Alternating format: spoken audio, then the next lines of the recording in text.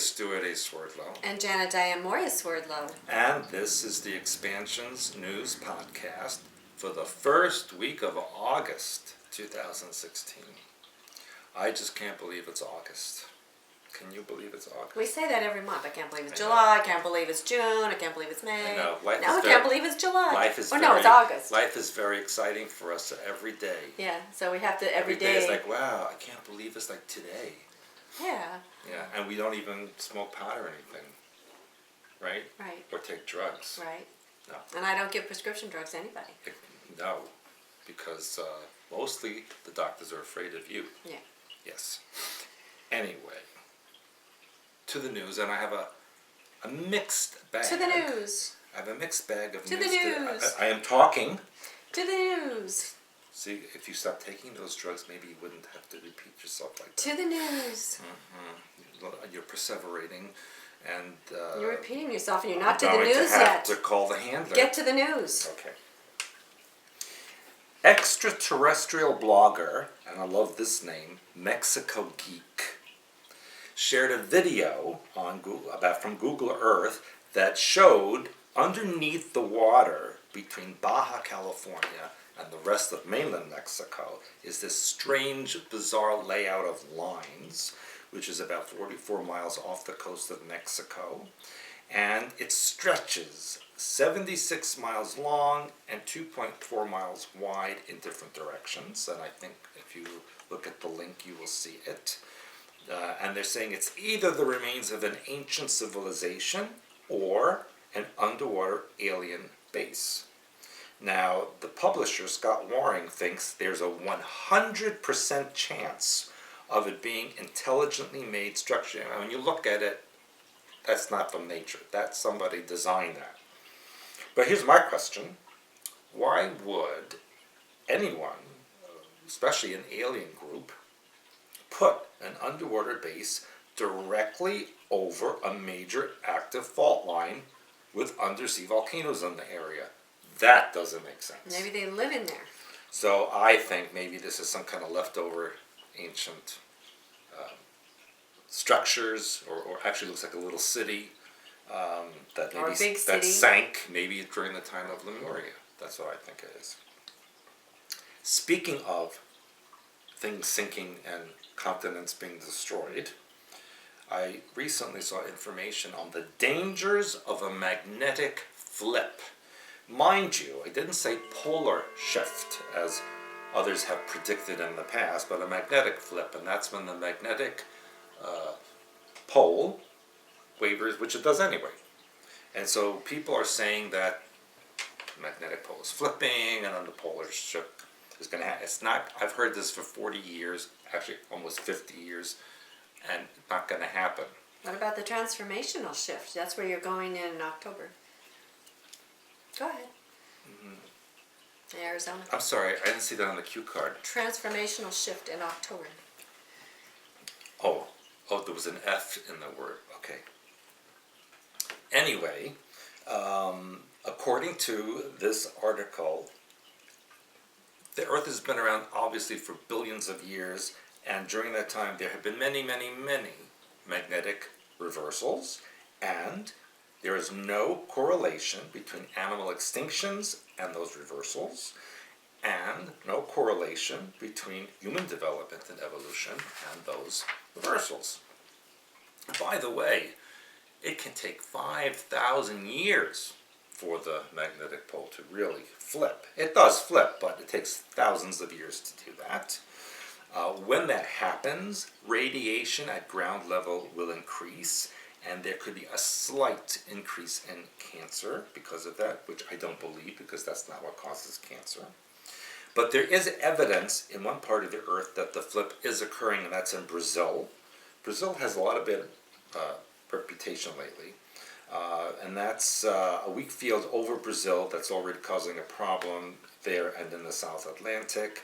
Now, this is interesting to me because a Danish study has found that the Earth's weather has significantly been affected by the planet's magnetic field. Now, here's the thing.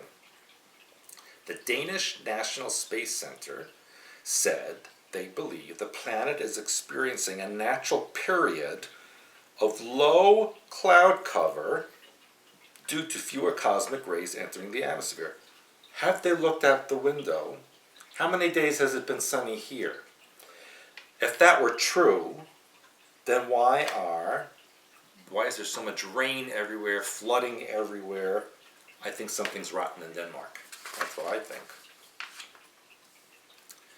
And here's another story that will kind of throw that Danish study out of the window. In Colorado Springs, just a couple of days ago, there was a huge, aggressive hailstorm that lasted for hours, forcing heaps of amounts of ice on the ground. There was over a foot of ice on the ground in Colorado in July. CNN Weather Unit said that the region received 30 reports of hail alone, with hailstones more than 2 inches in diameter, like 5 centimeters in diameter, in and around Colorado Springs. And it was over a foot deep.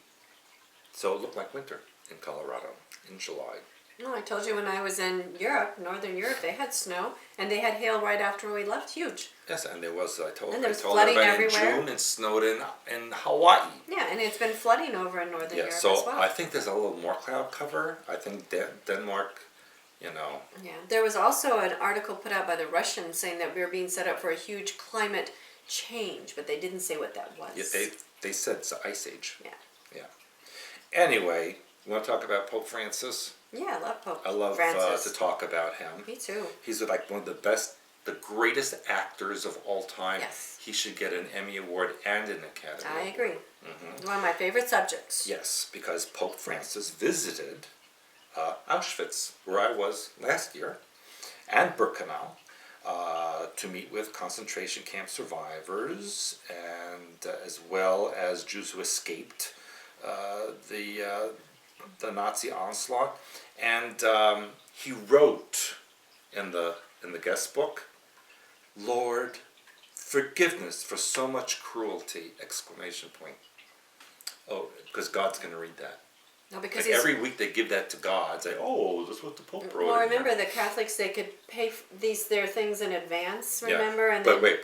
But then it says he was wearing unadorned white robes. Did you see this picture? No. It's like, who wears that in the summer anyway? He looked like a little girl dressed up for a tea party. I didn't see that. Unadorned white robes. So they just left his $4 million gold cross off that day. And then he walked so solemnly into that Arbeit macht frei sign. Remember, I took a selfie with that. And you did you see the video? Which one? Of him walking. No, I didn't see it's that. like, first of all, they all kept away from him, so he was alone. And he's like, so solemn. Well, he's very old. Maybe he couldn't No, walk he was being dramatic. But he can't walk He's so being good. freaking dramatic. He falls all over the place. Maybe he didn't want to fall. Okay. He's very old. But here's another. And frail. Excuse me, I am speaking. I know. Now Not here's yet, another 'cause I thing. was. He met 11 survivors, among them a 101-year-old woman who played the violin in the death camp orchestra. So they had an orchestra. And another woman who delivered babies born to the inmates. So let me get this straight. The Germans were building an extermination camp. In other words, they wanted them to all die.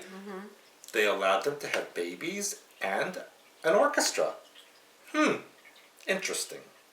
Very strange for an extermination camp. And also, isn't it interesting that 11 and 101, another 11. Yes, and this is my favorite, one of my favorite parts. Pope Francis spent 2 hours at the death camp in quiet prayer and reflection because he was napping. Shh, let him, leave him alone. He's napping. Or he could have been on the toilet. Now, they showed a picture of him like sitting there like, He was asleep. they said he was and they didn't praying, wanna but wake he him was up. snoring. And they didn't want to wake him up. Yes, he was snoring in front of Jesus. And of course, by the way, the entire camp is a reconstruction. Not one stone is the original. It's like Disney Auschwitz. Well, they even said that. And they even said in this article that it was recreation. Okay, so I'm sorry, people. I know it's against the law in many countries to say this, but the truth is the truth. Now, John Paul, the other pope before him, visited Auschwitz in 1979. Is he still alive? No, he died. And he was the first pope to visit this place. His successor, my favorite, Pope Benedict, Is he Ratzinger, is he still alive? he's the one that retired. Yeah, but we don't hear about him. Maybe he's dead. And it says right here, who visited Auschwitz in 2006, was a German who served in Hitler's youth. So they actually stated that the Pope was a freaking Nazi. Mm-hmm. Okay? But I want to know if that guy's still alive. Yes, he's alive. But they don't talk about Why it. don't, next time you go back to Italy, why don't you go have lunch? I'll find out. I think so. And then it said that the Pope, Francis, carried a large white candle to the death wall, which is a reconstruction. It didn't exist before till after the war, where prisoners at Auschwitz were executed, I guess after they played the orchestra and had children.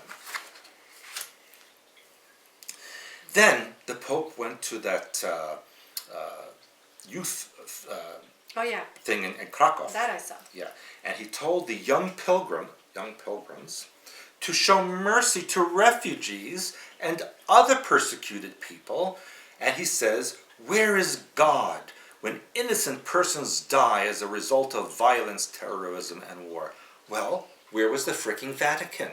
Where was the Vatican during World War I, World War II, every war since then? Where was the Vatican? They were making the weapons. Yes, they owned the company that made the freaking weapons, and they actually turned, and this Pope Francis, during the dictatorship in Argentina, turned people in to the dictatorship, and they were executed, and then he became Pope. Yeah. Where was the Vatican? Right. Yeah, and then he says, humanly speaking, we have no answer. Oh, yeah, we do. You just don't like the answer because it's about you. And if you're Catholic, you're not allowed to ask questions. And by the way, I'm sorry, Catholic people, but if you come to my September Spectacular, I have a gigantic section on the Vatican and Catholicism, proving it's a recreation of the Sumer reptilian astral religion to the T. Wow. To the T. Wow. That's all I can say. I can't And wait. I'm telling you, it might take the whole week to even do it. Wow. It's like so much I can't get over it. Now, speaking of wonderful people, let's talk about Angela Merkel. You like her. She looks just like her daddy, Adolf. Well, she's in big trouble because thousands of people are protesting for her to resign as a result of her immigration policy. 5,000 people protested in Berlin, which is not a very German thing to do, by the way. That's very unusual. And here's my thing. Horst Seehofer, the conservative premier of Bavaria, said he did not share her views because she has this statement that she does for the immigration. She says, it's called "We Can Do This." And he says, I cannot do this. And I will not adopt this phrase as my own. Now we have to remember that Bavaria wants to separate from Germany because they were once a separate country. I remember. So that they're using, all these people are now using the Brexit to start their own removal process. And signs saying Merkel must go have been trending on social media and claiming that she has the blood on her hands after all the recent attacks caused by people she let into the country. And a new survey has found that 83% of Germans see immigration as their nation's biggest challenge, and that is a complete double of what it was last year. So you know what? Putin's wish is coming true to remove Angela. Now,